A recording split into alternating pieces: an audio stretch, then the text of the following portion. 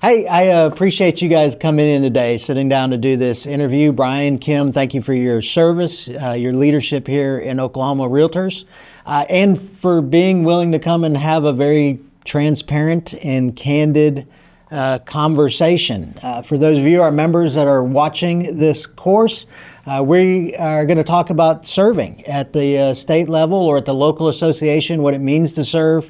Why people do that, the toll that it takes, just have an honest conversation.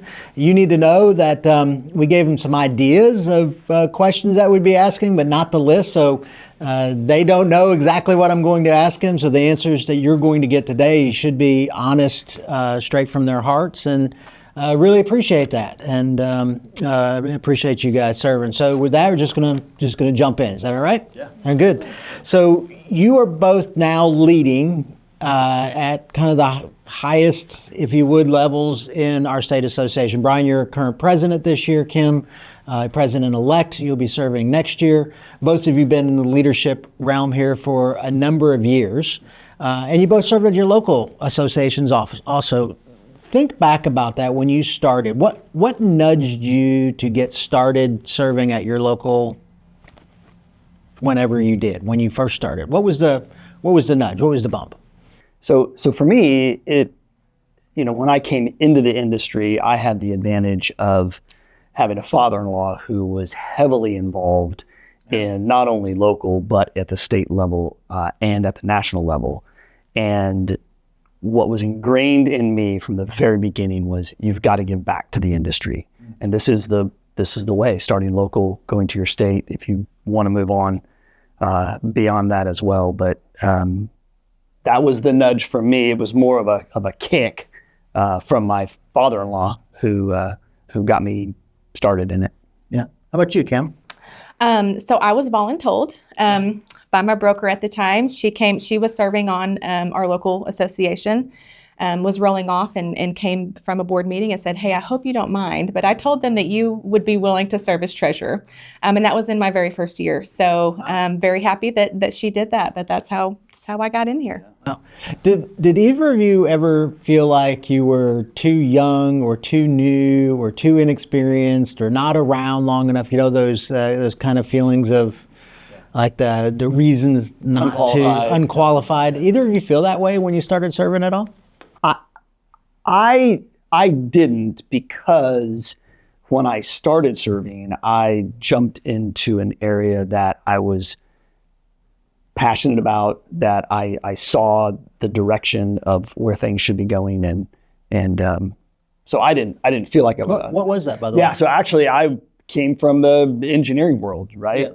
And so I was very tech oriented, and my first committee that I joined was my local MLS data services committee. Yeah. And so they needed some help, and I had some ideas on how it could be better. And so I joined the committee, and because I was on the committee, I was able to voice my opinion and actually have a say into some of the things that our agents needed.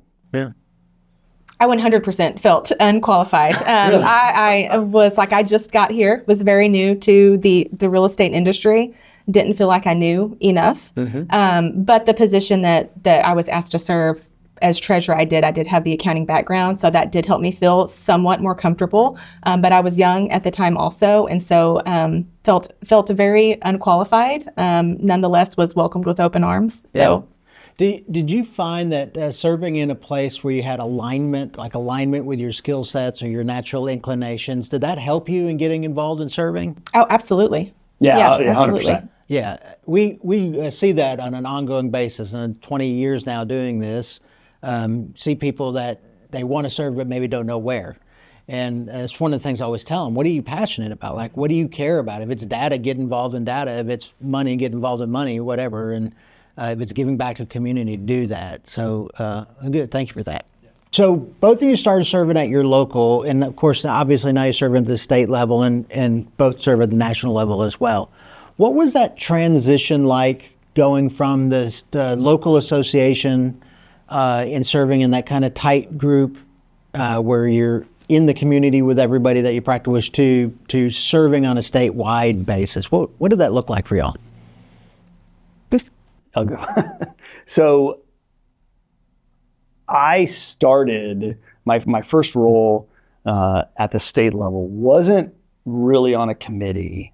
One of my business partners at the time was going to be rolling on to be president of Oklahoma Realtors, and he knew that I had a good skill set in the money aspect as well, and he voluntold me to put my name up for treasurer. And so I was treasurer for the state.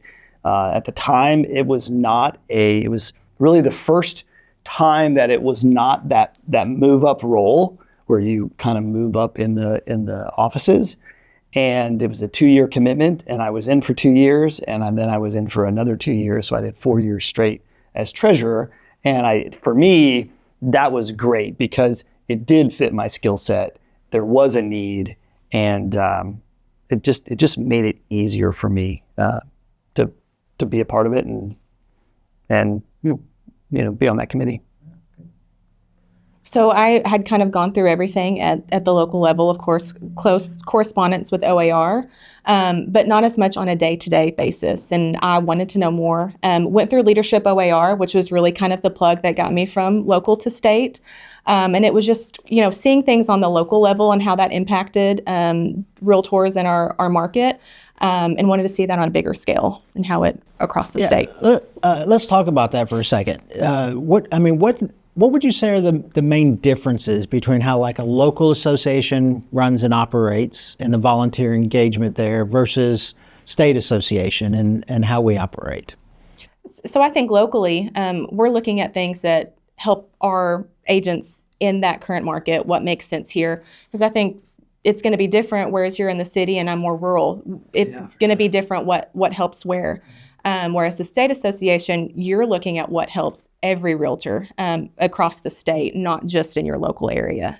Yeah, and I would say that, from a local standpoint, you're looking at the micro level, and at the state, you're looking and trying to tackle and understand really some of the bigger picture things that affect everybody in the state, not just, my school district or my little municipality or whatever it is. Do you ever struggle balancing that, like balancing the hat of being, at the local association versus balancing the hat of being at the state?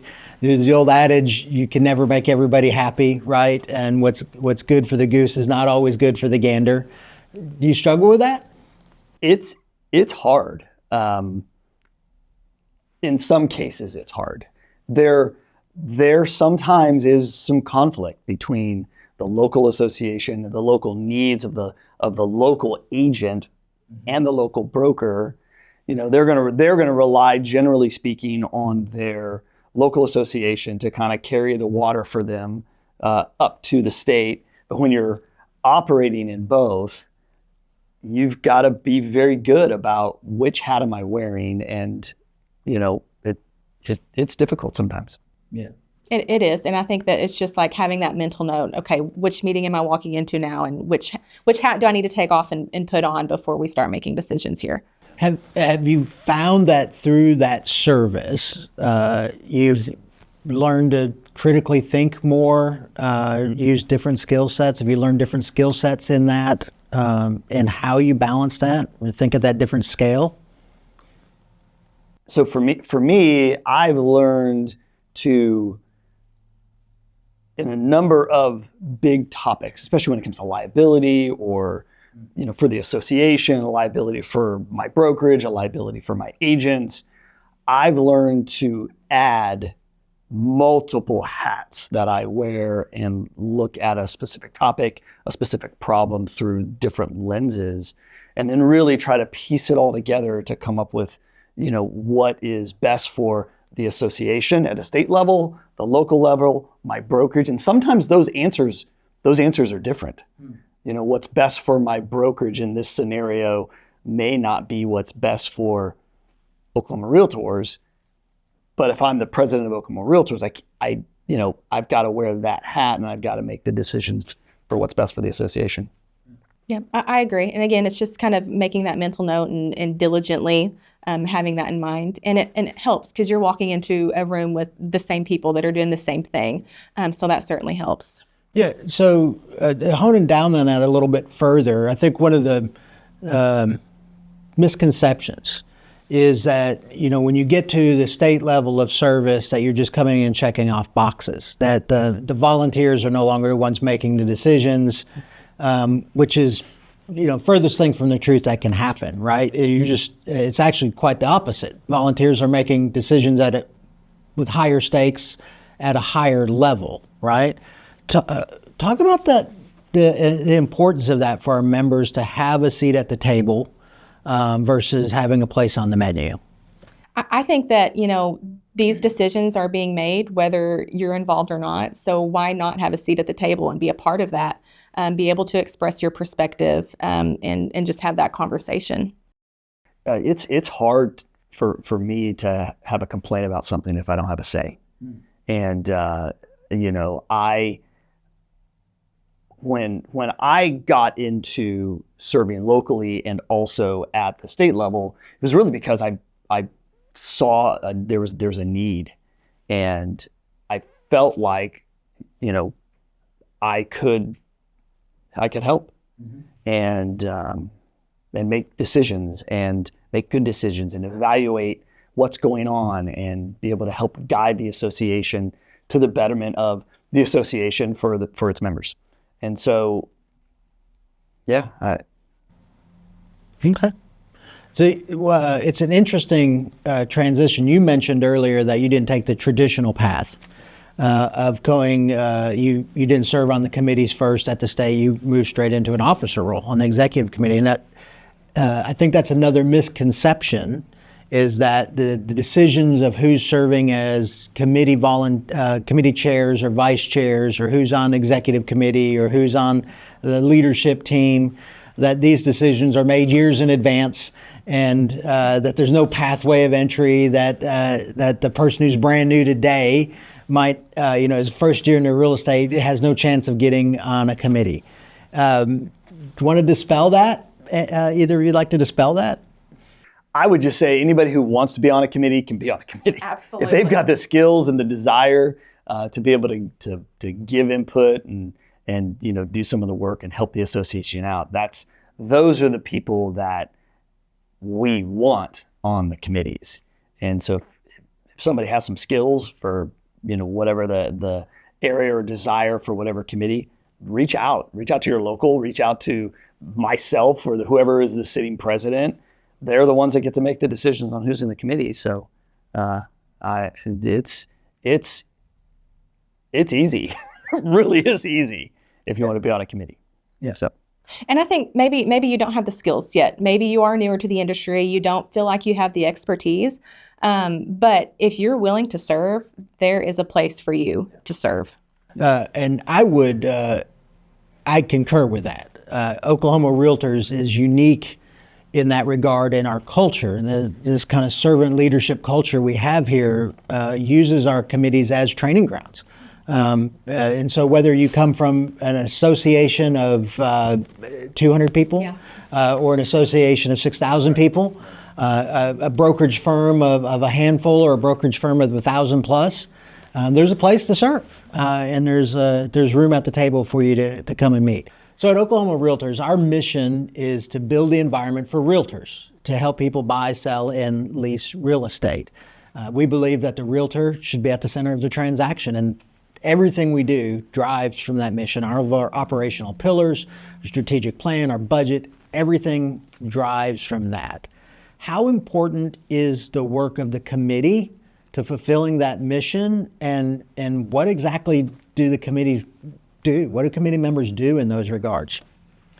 Yeah, so there's a lot that goes into that mission. And in order to really accomplish that, you've got to break that down into, kind of eat the elephant one bite at a time, right?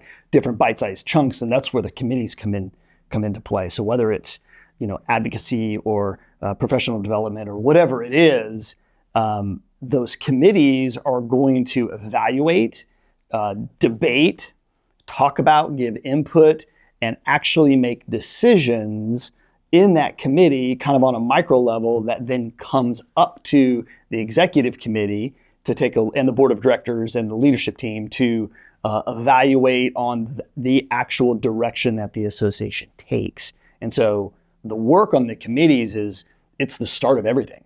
So it's extremely important. Yep, starts at the committee level and then moves on up and then actually goes into action. And going into those committees and having those meetings, it is looking back at those pillars and making sure we're following the strategic plan to align with our mission. Yeah.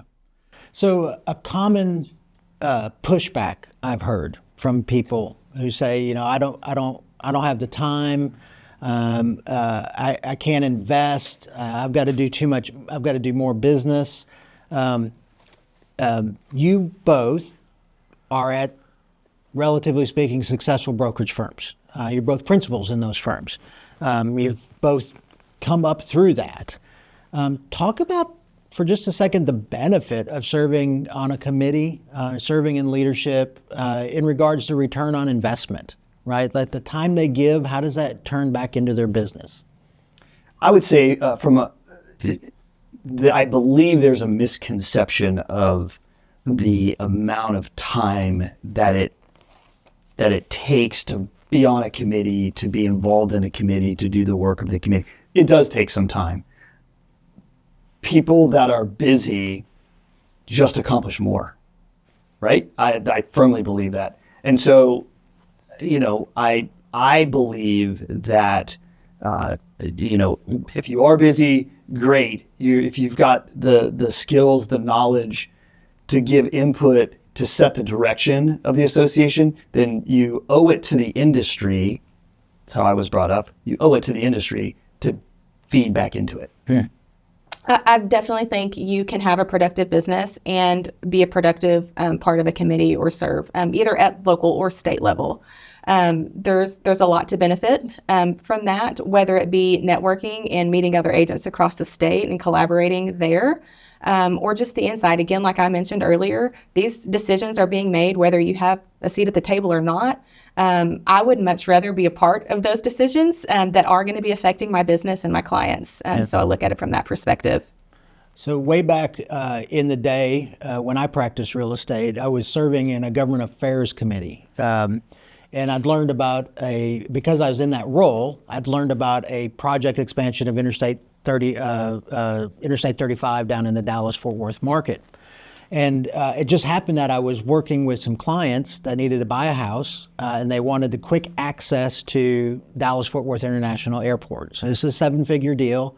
We're looking in an exclusive neighborhood, and had I not been at that committee, and been at that meeting, I wouldn't have known that they were planning on shutting the entry ramp to the interstate at that location where that neighborhood was down. Was going to be shut down for 2 years. Wow. And I would have got my client into a house in a neighborhood that they liked without that piece of information for them to make the decision. Fortunately, I was at the table, so I had the information. I was able to share that. I think that was that's a very small but very direct return on the investment of that time, was gaining not just data, but being around people helped translate it into knowledge. And that's a real differentiation between just a licensee and a realtor, a professional, a member of the National Association of Realtors, is that we broker knowledge, not just data and information. Well, and that's the difference between just a member and somebody who's involved in Give Me Back and shows up and is on a committee. Yeah. Yeah.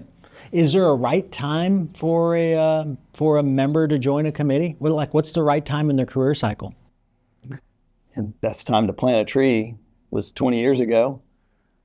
Second best time is today, right? Yeah. So once again, I would encourage any member that if they've got a passion or desire, or something that they just think that they feel like we're going in the wrong direction, join the committee that makes those decisions. Be a voice. Have input, have the debate. There are outside factors in everything that we discuss that, I may come in with a preconceived notion of how I think things should look like or move. That's not true, is it? But because there's so many different perspectives, small brokerage, rural, big brokerage, city, we think different, we have different input, and that's really important when you're trying to make a decision at the state level that affects the direction at the state level. So, and it works its way down to the local level as well. Absolutely. Yeah. I mean, whether it's your first year, your 5th year, your 30th year, I think any time is a good time to start. Again, I was in my first year when I started, and although I felt like I was way not qualified, it helped me learn so much and has impacted my business every step of the way. So. Yeah, a wise person once said, "It's never the wrong time to serve somebody," and I think those are probably good words. Right, so you mentioned something, Bryan, that I want to touch on, and again, for our members, they don't have these questions ahead of time, but there are. You mentioned people coming in that they have something they're passionate about. Sometimes people will apply because they have a personal agenda. I know that there's been times in my career where that's been the case. I've been really passionate about something. I want to go affect that change, right? That particular change. How has working in this volunteer world helped you to learn to critically think, or help you to learn to set your agenda aside and open up your mind to consider alternative views or to work through problems? Yeah, so one of the things that I love about serving at the state level, be it on the committees that I have or on the executive committee, is there are really smart people involved in our association, and they bring a different dynamic.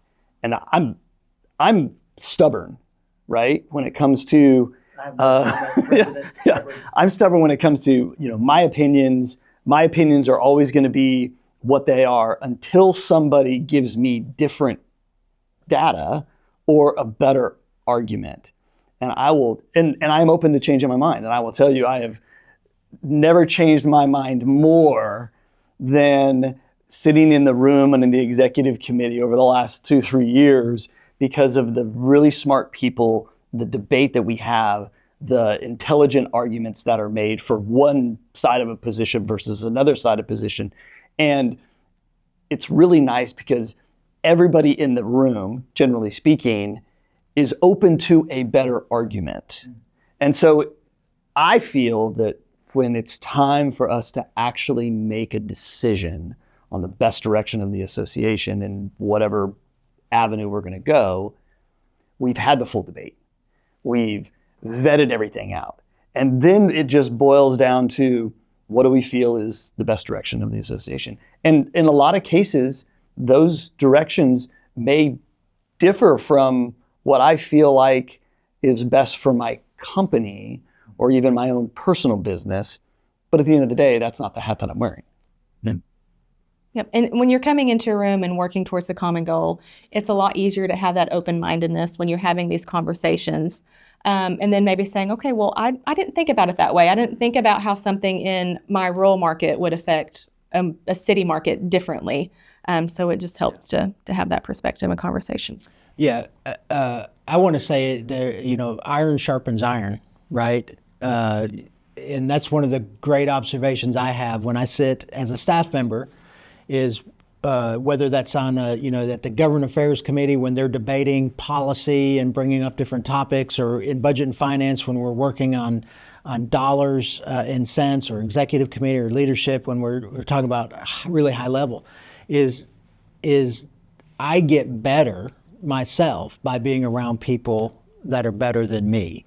And I don't think that should get lost on our members, that not only are serving making the industry better, but you're growing when you serve. Absolutely. So if you could go back in time, knowing what you know now, right?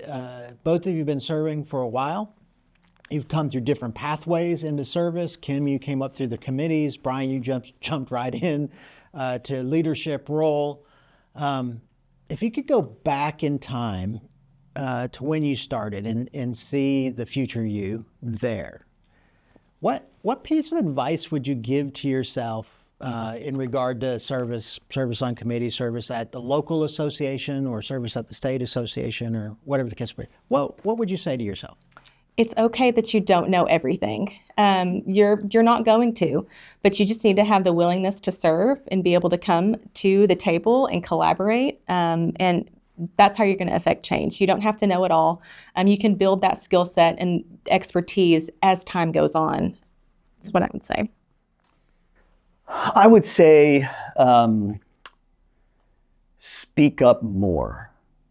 I think it's, you take that first step when you actually join a committee, and I've been on some committees where you see the new people and somebody who's been around a while may take over the conversation. Speak up more, because you're there for a reason, and it's important. You're there to make sure that you have a voice at the table. Use your voice. Yeah, that's good, solid advice. What's one final thought you'd like to share? So I remember out there right now, sitting in the car, listening to this, through audio or watching it on a video or getting a CE class, whatever the case. What would your one final thought be to that member today who's contemplating whether or not they should make the commitment of serving? What would it be? I think don't wait until you're ready, because if you wait until you're ready, you're going to be waiting a while.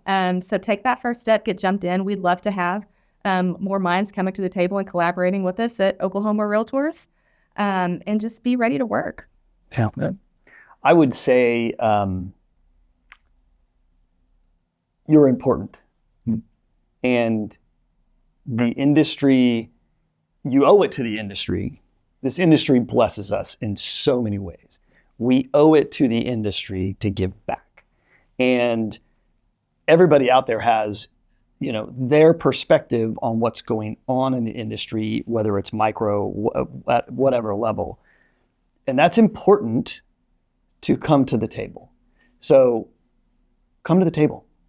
Kim, Bryan, thank you very much for taking the time to come in, sit down, to give candid answers, honest answers. I appreciate that. I appreciate both of you and your service to Oklahoma Realtors. For you, the member that's watching this, there's a place at the table for you. This service is real. This industry is beautiful. It has the potential of building phenomenal careers and changing lives generationally. And we want you to be part of that. So watch for committee appointments, watch for the applications to open up. As always, reach out to the association if you have any questions whatsoever. We would love for you to be involved. Thank you for being a member, and thank you both again for being here with us today.